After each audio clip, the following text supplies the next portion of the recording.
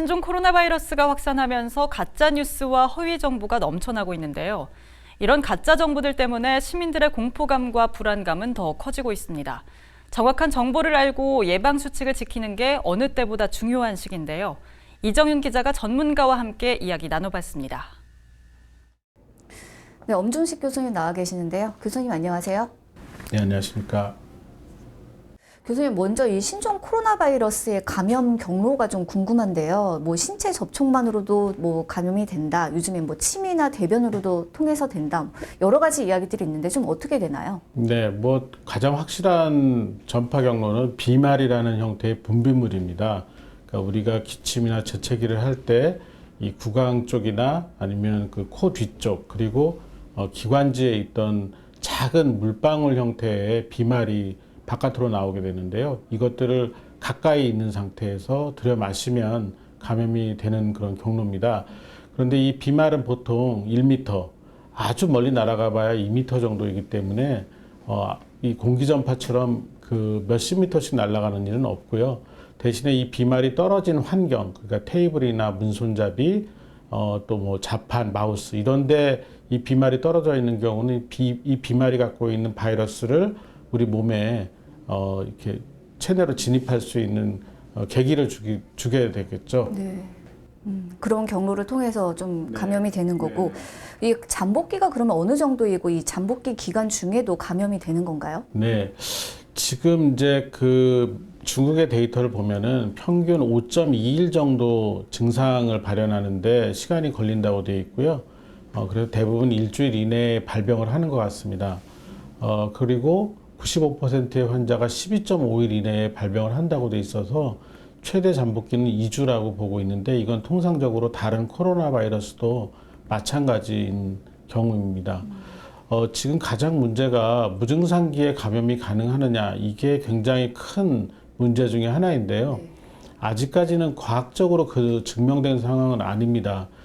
그러니까 증상이 뚜렷하지 않은 상태에서 접촉한 사람이 똑같은 이 신종 코로나 바이러스에 감염된 사실이 확인이 되면서 무증상기 감염을 의심하고 있는데 이 경우는 중요한 요인이 뭐냐면 환자의 진술을 근거로 판단을 한다는 점입니다. 그런데 우리가 이런 특정한 병에 걸리게 되면 본인의 초기 증상을 정확하게 인지하는 경우는 그렇게 많지가 않습니다.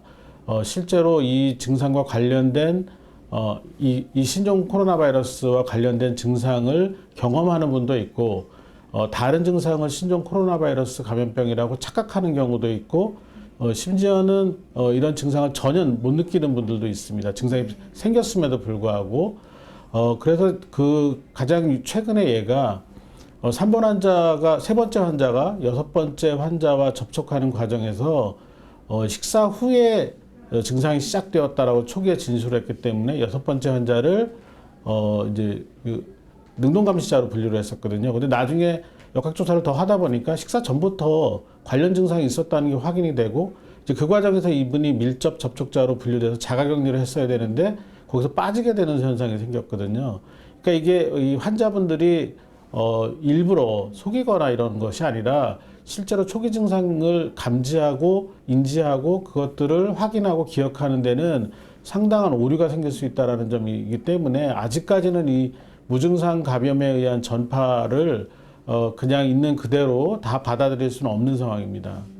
실제 요즘에 이제 확진 환자의 이동 경로가 이제 공개가 되면서 시민들의 불안감도 커지고 있는데요. 이게 어느 정도 기간이 지나야지 안전한 거고 또 소독 작업을 하면 안전한 건지 궁금한데요. 예, 통상적으로 이런 그 바이러스들은 비말 형태로 몸 밖으로 나왔을 때 이 비말이 말라버리면 바이러스도 그냥 사멸이 됩니다. 그러니까 뭐 짧게는 수십 초에서 수분이면 충분한 상황이고요.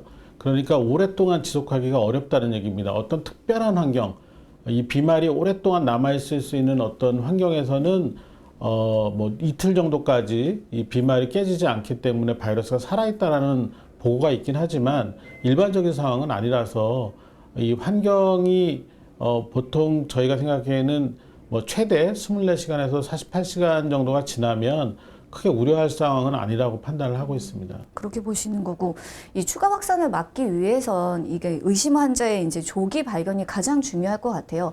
좀 어떤 증상이 있을 때 의심을 해봐야 할까요? 일단 아직까지는 중국 우한시 후베이성 지역을 방문한 여행력이 있어야 되겠고요.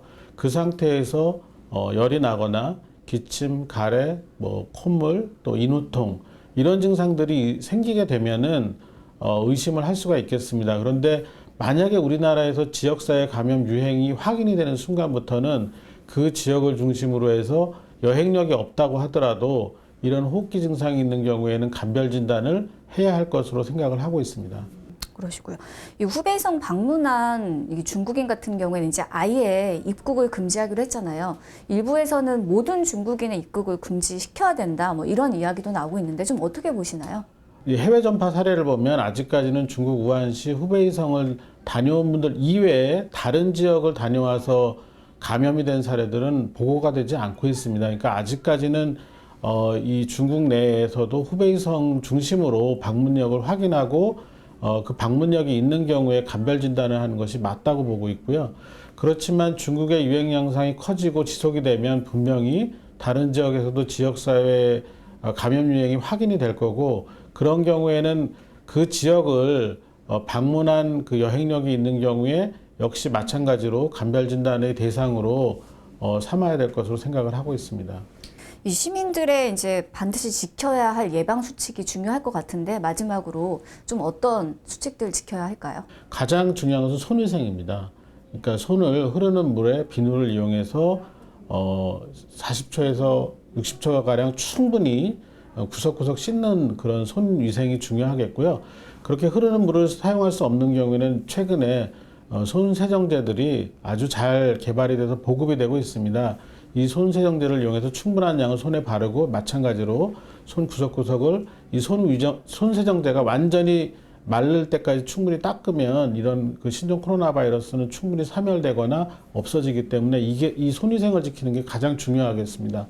다음으로는 기침 예절인데요. 기침을 할 때 코와 입을 동시에 손수건이나 휴지로 가리고 하고, 그럴 수 없는 경우에는 옷소매를 이용해서 기침 재채기를 하고, 그 이후에는 반드시 손위생을 마찬가지로 추가해서 수행하는 것이 이런 호흡기 감염증을 예방하는 데 가장 중요하겠고, 특히 이제 고위험군, 5세 미만의 아이들이나 65세 이상 노인분들이 자연스럽게 면역이 떨어져 있는데, 또 이런 분 외에도 만성질환이 있거나 면역저하 질환이 있는 분들은 면역력이 약하기 때문에 이 밀폐된데 사람들이 많이 모이는 그런 지역은 방문 자체를 피하셔야 되겠고, 방문을 할 수밖에 없는 상황이라면 마스크 착용을 권해드리고 있습니다. 말씀 들어보니까 이 신종 코로나 바이러스 확산을 막기 위해서는 어느 때보다 좀 시민들의 협조가 중요할 것 같네요. 네. 오늘 교수님 말씀 감사합니다. 감사합니다.